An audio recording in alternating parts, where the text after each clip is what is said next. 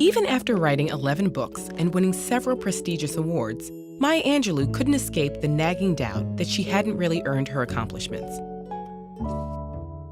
Albert Einstein experienced something similar. He described himself as an involuntary swindler whose work didn't deserve as much attention as it had received. Accomplishments at the level of Angelou's or Einstein's are rare, but their feeling of fraudulence is extremely common. Why can't so many of us shake feelings that we haven't earned our accomplishments, or that our ideas and skills aren't worthy of others' attention? Psychologist Pauline Rose Clance was the first to study this unwarranted sense of insecurity. In her work as a therapist, she noticed many of her undergraduate patients shared a concern. Though they had high grades, they didn't believe they deserved their spots at the university. Some even believed their acceptance had been an admissions error.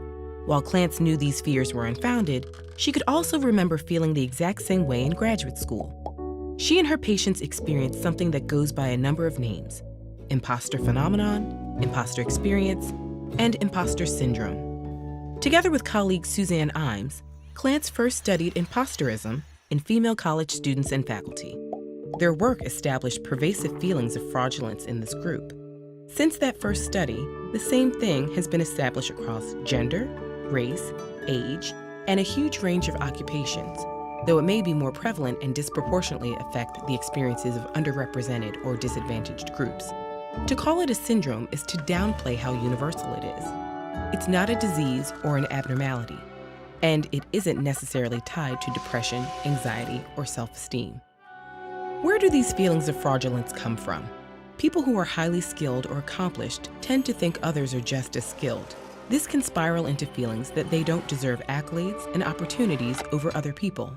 And as Angelou and Einstein experienced, there's often no threshold of accomplishment that puts these feelings to rest. Feelings of imposterism aren't restricted to highly skilled individuals either.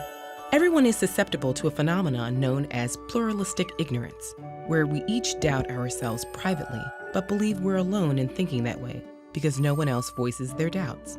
Since it's tough to really know how hard our peers work, how difficult they find certain tasks, or how much they doubt themselves, there's no easy way to dismiss feelings that we're less capable than the people around us. Intense feelings of imposterism can prevent people from sharing their great ideas or applying for jobs and programs where they'd excel. At least so far, the most surefire way to combat imposter syndrome is to talk about it. Many people suffering from imposter syndrome are afraid that if they ask about their performance, their fears will be confirmed. And even when they receive positive feedback, it often fails to ease feelings of fraudulence. But on the other hand, hearing that an advisor or mentor has experienced feelings of imposterism can help relieve those feelings. The same goes for peers. Even simply finding out there's a term for these feelings can be an incredible relief. Once you're aware of the phenomenon, you can combat your own imposter syndrome by collecting and revisiting positive feedback. One scientist who kept blaming herself for problems in her lab started to document the causes every time something went wrong. Eventually, she realized most of the problems came from equipment failure and came to recognize her own competence. We may never be able to banish these feelings entirely, but we can have open conversations about academic or professional challenges.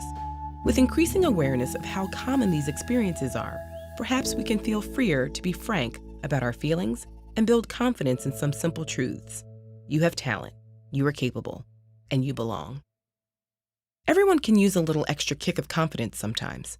Find out some tips and tricks for boosting yours with this video.